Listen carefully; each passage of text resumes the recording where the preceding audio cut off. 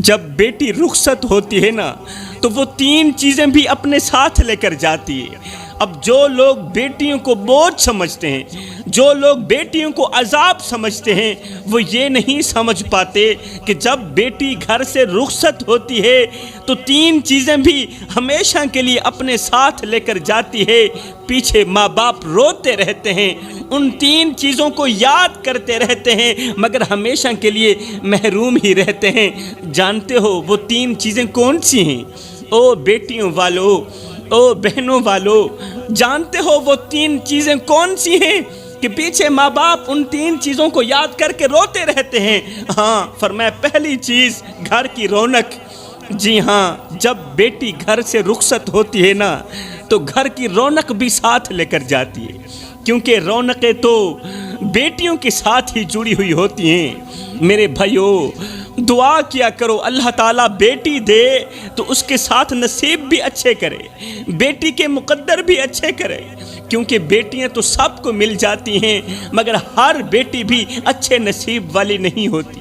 آج بیٹی کے نصیب کی مٹی کالی ہو گئی، اس کے سونے کی چوڑیاں آگ کی زنجیریں بن گئیں۔ باپ نے سمجھا تھا کہ جس طرح یہ میری شہزادی ہے اسی طرح سسرال والوں کی بھی رانی بن کر زندگی گزارے گی، مگر ہائے سوئے ہوئے مقدر والی بیٹی تو گھر سے رخصت ہو گئی، سوئے ہوئے مقدر والی بیٹی تو گھر سے چلی گئی۔ باپ ہر شام بیٹی کے بچپن کی تصویر دیکھتا، رو کر کہتا میری بیٹی تو بڑے ہی نصیبوں والی، میری بیٹی تو بڑے ہی مقدروں والی ہے۔ مگر باپ کو کیا خبر تھی کہ سسرال کی دہلیز پار کرتے ہی بیٹی کے مقدر کی مٹی کالی ہو جائے گی۔ باپ کو کیا خبر تھی کہ جس بیٹی کے لیے وہ دلہن کا جوڑا لے کر آیا تھا آج وہی جوڑا بیٹی کے آنسوں سے گیلا ہو چکا ہوگا۔ اسے کیا خبر تھی کہ میری بیٹی ہر رات باپ کو یاد کرتی ہے اور کہتی ہے ابا تیری بیٹی ہار گئی، تیری بیٹی کے مقدر سو گئے۔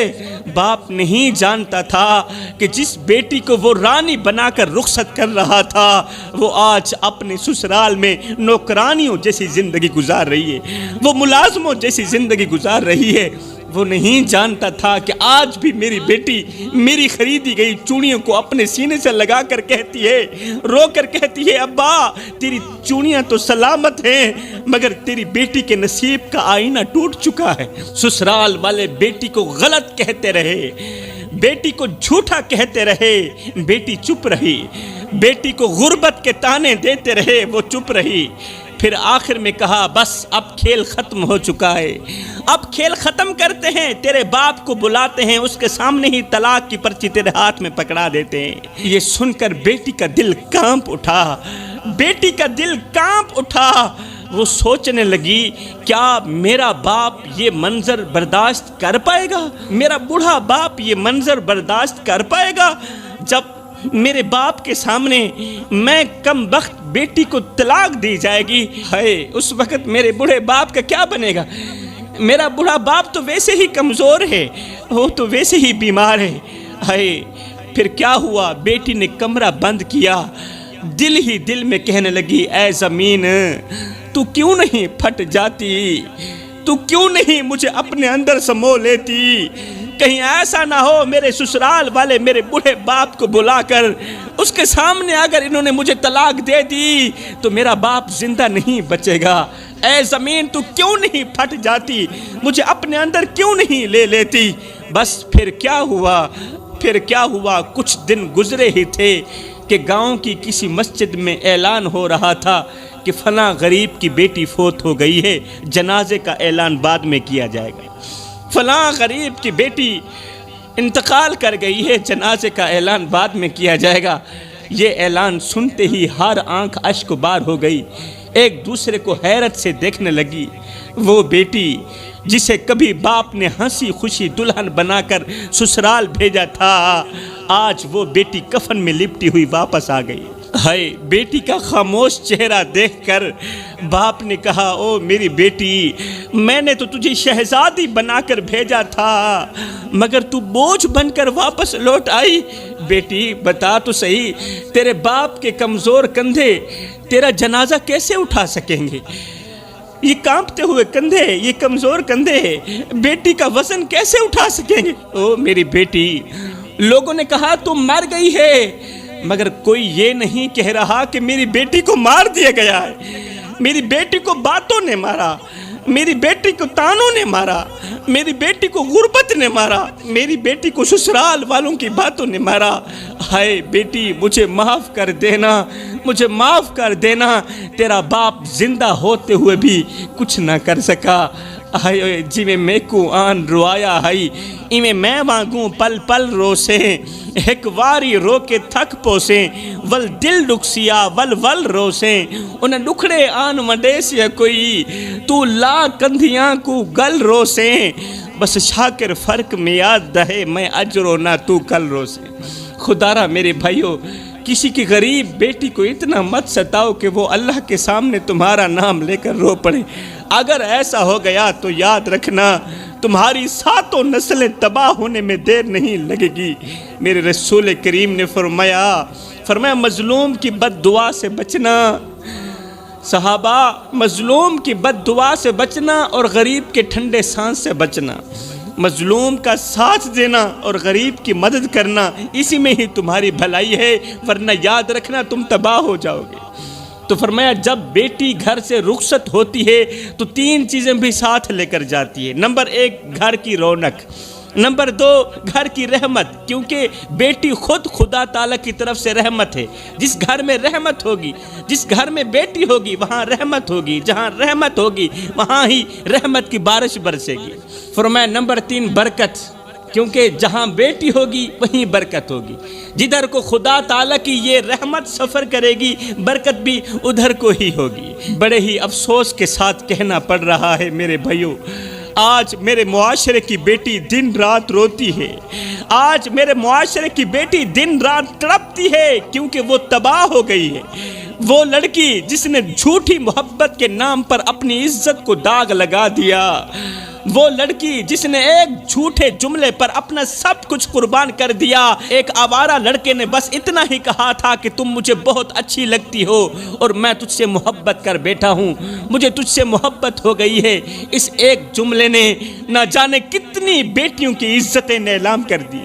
اس ایک ڈائیلاگ نے کہ میں تجھ سے محبت کرتا ہوں، مجھے تجھ سے عشق ہو گیا ہے، اس ایک جملے نے کہ تو مجھے بہت اچھی لگتی، اس ایک جملے نے، اس ایک ڈائیلاگ نے نہ جانے کتنی بیٹیوں کی عزتیں نیلام کر دی۔ شروع میں تو باتیں صرف میسج تک محدود تھی۔ وہ دلہ اور گھٹیا ترین انسان کہتا تھا تمہارے بغیر میں نہیں جی سکتا، تمہارے بغیر میں مر جاؤں گا، تمہاری آواز مجھے سکون دیتی ہے۔ وہ دلہ اور گھٹیا ترین انسان کہتا تھا اے لڑکی تم میری زندگی ہو، تمہارے بغیر میں زندہ نہیں رہ پاؤں گا، تم بہت اچھی لگتی ہو۔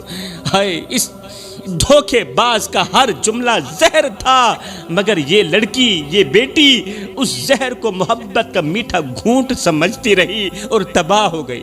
جب تک میسج پر بات ہوتی رہی تب تک تو کام ٹھیک ہی چل رہا تھا، مگر جب بات واٹس ایپ پر آئی تو محبوب نے کہا ویڈیو کال پر آ جاؤ، میں تمہیں دیکھنا چاہتا ہوں، تمہیں دیکھنے کو دل کر رہا ہے۔ شادی تو میں نے ہی کرنی ہے نا، اگر تمہیں دیکھ بھی لوں گا تو کیا ہو جائے گا، تم بے فکر رہو، تم میری ہو، آج بھی میری، کل بھی میری، صرف میری ہو۔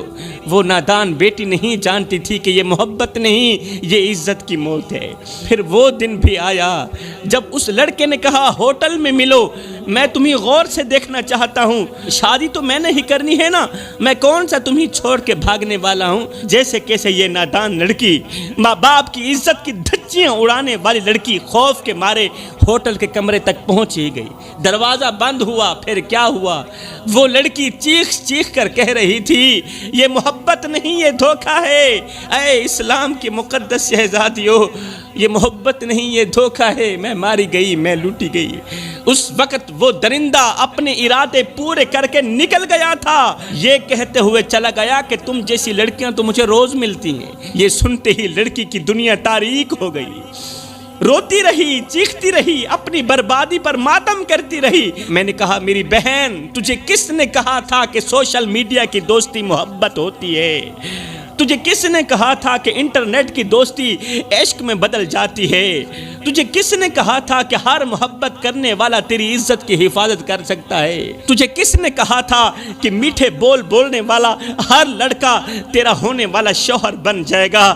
آج پتہ چل گیا نا کہ جو ماں باپ کی عزت نیلام کرنے کی کوشش کرتی ہے، جو لڑکی ماں باپ کی عزت نیلام کرنے کی کوشش کرتی ہے وہ خود نیلام ہو جاتی ہے، جو لڑکی ماں باپ کی عزت برباد کرنے کی کوشش کرتی ہے وہ خود برباد ہو جاتی ہے، جو لڑکی غیر مرد کی باتوں پر یقین کر کے اپنے باپ کی عزت کو ٹھکرا دیتی ہے وہ خود ٹھکرائی جاتی ہے اور ہمیشہ کے لیے ٹھکرائی جاتی ہے، کیونکہ زمانہ معاف کر دیتا ہے، لوگ معاف کر دیتے ہیں، مگر عزت ایک بار چلی جائے تو وہ کبھی واپس نہیں آتی۔ وہ لڑکی جو کل تک باپ کے کندھے پر بیٹھ کر خوشیوں کے خواب دیکھتی تھی، آج وہی لڑکی اپنی عزت کے جنازے کو کندھا دے رہی ہے، کیونکہ عزت ایک بار نیلام ہو جائے تو پھر وہ کبھی واپس نہیں آتی۔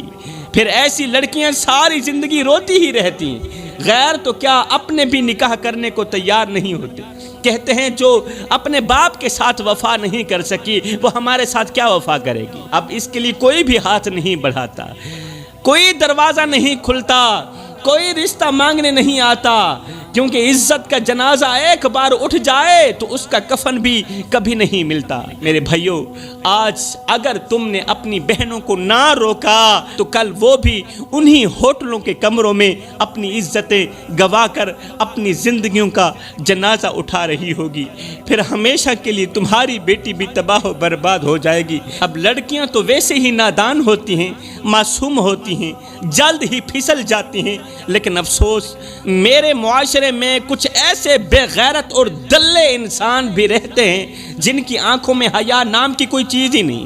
یہ وہ لوگ ہیں جن کے دلوں سے انسانیت مر چکی ہے، جن کی غیرت دفن ہو چکی ہے۔ یہ وہ خنزیر نسلوں کے لوگ ہیں جو رات کی تاریکی میں بھیڑیوں کی طرح گھومتے ہیں، کتوں کی طرح کبھی ادھر کو گھومتے ہیں کبھی ادھر کو گھومتے ہیں، معصوم لڑکیوں کو اپنی میٹھی باتوں کے جال میں پھنسا کر ان کی عزت کو نوچتے ہیں، معصوم لڑکیوں کی عزتوں کو نیلام کرتے ہیں۔ یہ وہ بے غیرت اور دلے لوگ ہیں جو جب بھی بناتے ہیں غریب کی بیٹی کو ہی نشانہ بناتے ہیں، عزت دار کی بیٹی کو ہی نشانہ بناتے ہیں، کیونکہ انہیں معلوم ہے نا کہ غریب بیٹی کے حق میں کوئی نہیں بولتا، غریب کے حق میں کوئی نہیں بولتا، اس لیے تو غریب کی معصوم بیٹیوں کی عزتیں نیلام ہو رہی ہیں۔ یہ بے غیرت نوجوان وہ ہیں جو کبھی گلیوں میں کھڑے ہو کر لڑکیوں پر آوازیں کستے ہیں، کبھی واٹس ایپ پر میٹھے بول بول کر محبت کا ناٹک کرتے ہیں، کبھی ہوٹلوں کے کمروں میں بلا کر معصومیت کا سودا کرتے ہیں، اور جب ان کی ہوس پوری ہو جاتی ہے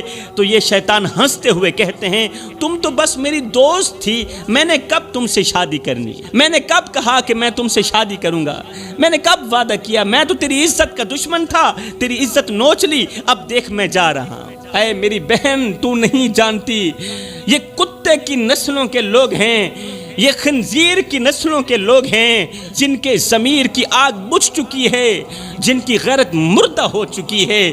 یہ وہ درندے ہیں جو غریب کی بیٹیوں کی عزتوں پر وار کر کے خود کو مرد کہلاتے ہیں، خود کو مرد سمجھتے ہیں، مگر حقیقت میں وہ مرد نہیں ہیں، حقیقت میں تو وہ بزدل ہیں، حقیقت میں وہ بے غیرت ہیں، حقیقت میں وہ دلے ہیں، حقیقت میں وہ شیطان کے پجاری ہیں، حقیقت میں وہ جہنمی ہیں۔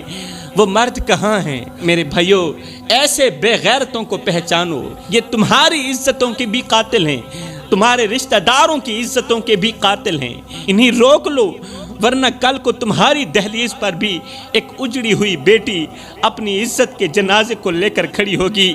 یہ وہ نوجوان ہیں جنہیں آسمان کے فرشتے لعنتیں کرتے ہیں، آسمان کے فرشتے ان کو بد دعائیں دیتے ہیں، لعنتیں کرتے ہیں، اور جہنم میں ان کے لیے بہت بڑا عذاب تیار ہے۔ اور سنو، دنیا میں ایسے نوجوان بھی رہتے ہیں جنہیں دیکھ کر میرا اللہ مسکراتا ہے، سبحان اللہ، وہ مسکراہٹ جو اس کی شان کے لائق ہے۔ یہ بیٹھے زمین پر ہوتے ہیں، یہ نوجوان بیٹھے زمین پر ہوتے ہیں، ان کا چرچا عرش بنی پہ ہو رہا ہوتا ہے۔ جب یہ چلتے ہیں تو اپنی نظریں جھکا کر چلتے ہیں، سر اٹھا کر چلتے ہیں، ہاں، تاکہ کوئی دیکھے تو فوراً کہے یہ کسی عام کا بیٹا نہیں آ رہا، یہ تو محمد کے غلام کا بیٹا آ رہا ہے، جوانوں اس سے پہلے کہ آنکھیں بند ہو جائیں ابھی وقت ہے، توبہ کر لو، اللہ کے محبوب بندے بن جاؤ۔ میرے رسول کریم نے فرمایا میں اللہ کا حبیب ہوں، پھر فرمایا جو جوان جوانی میں توبہ کرتا ہے وہ بھی اللہ کا حبیب بن جاتا ہے۔ جوانوں آؤ نا اللہ کے حبیب بن جاؤ، اللہ کے دوست بن جاؤ۔ جب تم اپنی ساری زندگی مالک کے نام کر دو گے تو پھر وہ ساری کائنات تمہارے نام کر دے گا۔ یہ زندگی کے لمحے تمہارے اور میرے لیے غنیمت ہیں، انہی لمحوں میں کچھ کر لو، انہی لمحوں میں کچھ اکٹھا کر لو، انہی لمحوں میں خدا کی یاد اور محبت کے دیے اپنے دل میں جلا لو۔ معلوم نہیں پھر فرصت ملے نہ ملے، معلوم نہیں پھر یہ زندگی کے لمحے ملے نہ ملے۔ میں دعا کرتا ہوں اللہ ہمیں جلد از جلد توبہ کرنے کی توفیق عطا فرما، آمین ثم آمین، وما علینا الا البلاغ المبین۔